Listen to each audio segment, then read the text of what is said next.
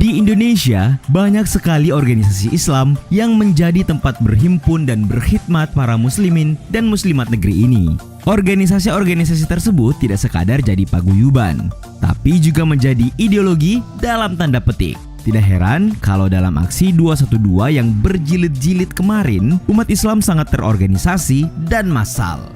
Meledak.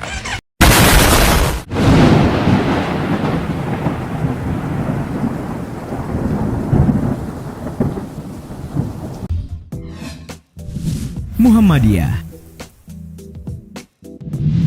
Ini dia organisasi atau pergerakan umat Islam Indonesia yang bisa dibilang paling tua di negeri ini. Organisasi yang bernama Persyarikatan Muhammadiyah ini sudah berdiri sejak 18 November tahun 1912. Yap, sudah lebih dari 1 abad usianya.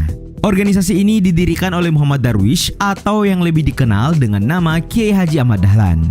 Bisa dibilang, organisasi inilah yang menentukan corak keberagamaan umat Islam di Indonesia.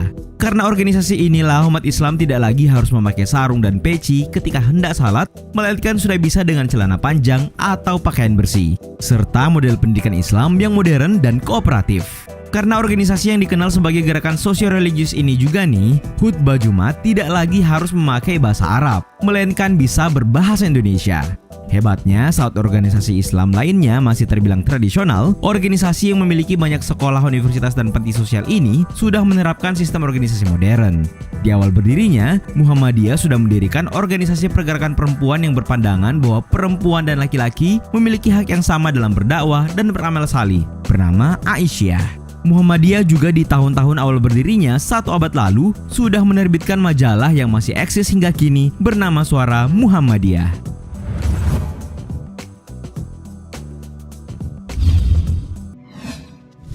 Nahdlatul Ulama. Kalian mungkin sudah sering mendengar istilah Islam Nusantara kan? Apalagi baru-baru ini terkait perbincangan penggantian kata kafir yang bikin heboh.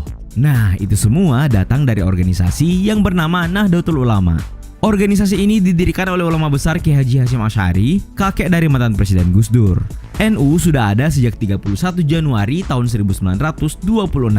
Organisasi ini bisa dibilang yang terbesar di Nusantara ya. Sampai-sampai ada anekdot yang berbunyi kalau umat Islam Indonesia itu kalau bukan Muhammadiyah pasti dia NU. Ya, organisasi yang bermazhab atau menganut ajaran-ajaran Syafi'i ini juga dikenal sebagai organisasi Islam yang paling kuat pengaruh politiknya. Bahkan organisasi ini pernah menjadi partai loh. Selain itu, kayaknya bisa dipastikan deh kalau pejabat menteri agama di negeri ini biasanya dari NU. Kalian juga masih ingat kan drama penggantian bakal calon wapres pendamping Jokowi secara tiba-tiba? Nah, menurut penjelasan Mahfud MD yang diganti di menit-menit terakhir, ia diganti karena dianggap bukan NU tulen. Nah, ini menandakan betapa NU punya pengaruh yang besar dan kuat dalam perpolitikan negeri ini.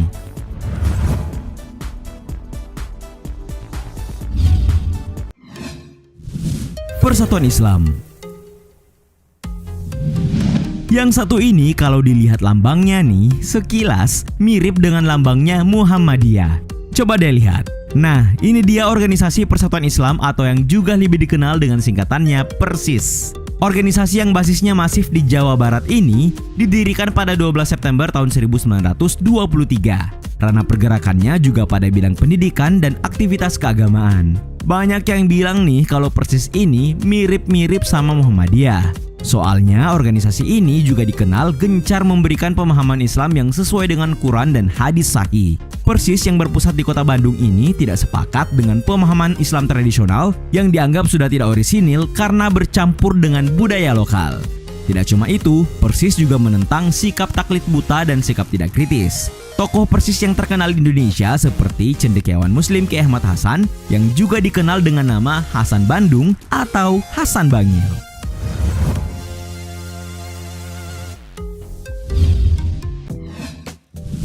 LDI, Lembaga Dakwah Islam Indonesia atau yang juga lebih dikenal dengan singkatannya LDII.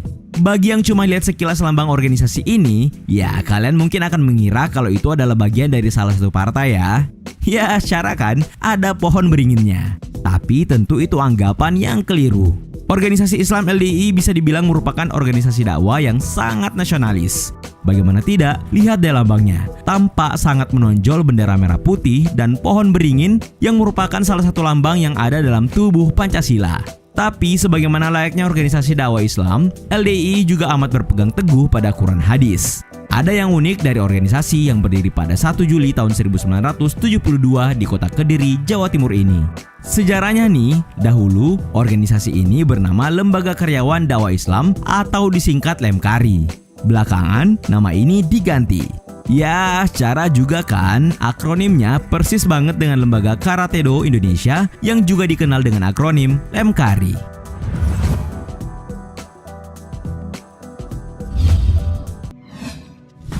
DDII. Kalian mungkin sudah tidak asing dengan nama cendekiawan Muslim Muhammad Natsir. Guru bangsa ini merupakan pendiri sekaligus ketua pertama organisasi ini. Muhammad Natsir yang diakui sebagai pemikir modern Islam ini juga diketahui sebagai mantan Perdana Menteri Indonesia dan pendiri sekaligus pemimpin Partai Masyumi pada tahun 1949 sampai tahun 1958. Sosoknya yang negarawan sekaligus ulama ini memang selalu gatal untuk berkontribusi demi kemajuan bangsa dan agama Islam.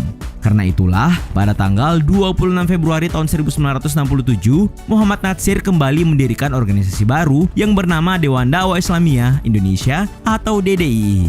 Organisasi Islam ini mencita-citakan terwujudnya tatanan kehidupan yang Islami dengan menggiatkan dan meningkatkan mutu dakwah di Indonesia berasaskan Islam, takwa, dan keridaan Allah Ta'ala. Kini, DDII sudah tersebar ke seluruh penjuru tanah air, yakni di 30 provinsi dan lebih dari 100 di kabupaten dan kota.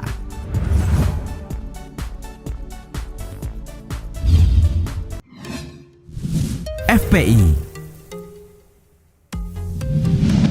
Nah, kalau yang satu ini belakangan bisa dibilang yang paling rame diomongin orang ya.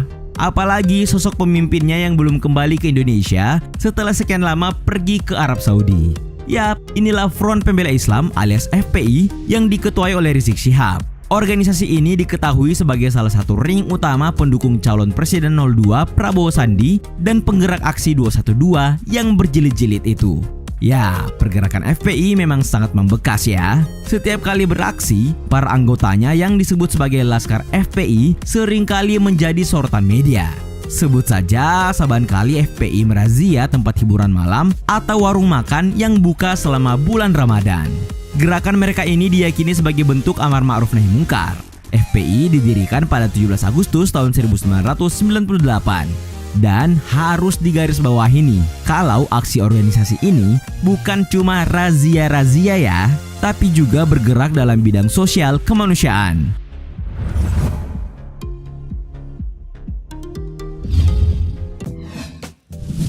Majelis Ulama Indonesia. Nah, kalau kalian sudah nonton film dokumenternya Watchdog yang judulnya Sexy Killers, kalian dapatikan scene yang nunjukin betapa Majelis Ulama Indonesia punya pengaruh yang besar di negeri ini. Sampai-sampai soal halal haramnya sebuah aktivitas industri pertambangan batubara. Majelis Ulama Indonesia di laman resminya menyebut bahwa dirinya merupakan lembaga swadaya masyarakat yang mewadahi ulama, zu'ama, dan cendekiawan Islam di Indonesia. Jadi bisa disimpulkan ya kalau MUI ini adalah sebuah LSM. MUI dibentuk untuk membimbing, membina, dan mengayomi kaum muslimin di seluruh Indonesia. Majelis Ulama Indonesia didirikan pada 26 Juli tahun 1975 di Jakarta. MUI berdiri sebagai hasil kesepakatan sejumlah ulama dari Muhammadiyah, NU, Persis, dan ormas Islam lainnya. Saat itu mereka bersepakat bahwa di negara ini perlu suatu lembaga atau wadah musyawarah ulama seluruh Indonesia apapun organisasi dan mazhabnya. Maka berdirilah MUI yang kini dikenal sebagai lembaga yang memiliki otoritas mengeluarkan fatwa dan hukum sesuatu ditinjau dari hukum Islam. Nah, itulah tadi beberapa organisasi Islam yang ada di Indonesia. Sebenarnya masih banyak ya yang belum kita bahas, seperti Al-Irsyad Al-Islamiyah, Perti, Al-Wasliyah, Dewan Masjid Indonesia, dan masih banyak lagi yang lainnya.